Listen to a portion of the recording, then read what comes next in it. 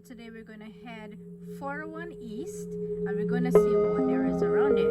One thing in particular I gotta tell you, we're heading to somewhere deserted. Alright, is it scary? We don't know. But along the way, let's see what we find. Let's go! There are so many things to discover around Toronto and explore.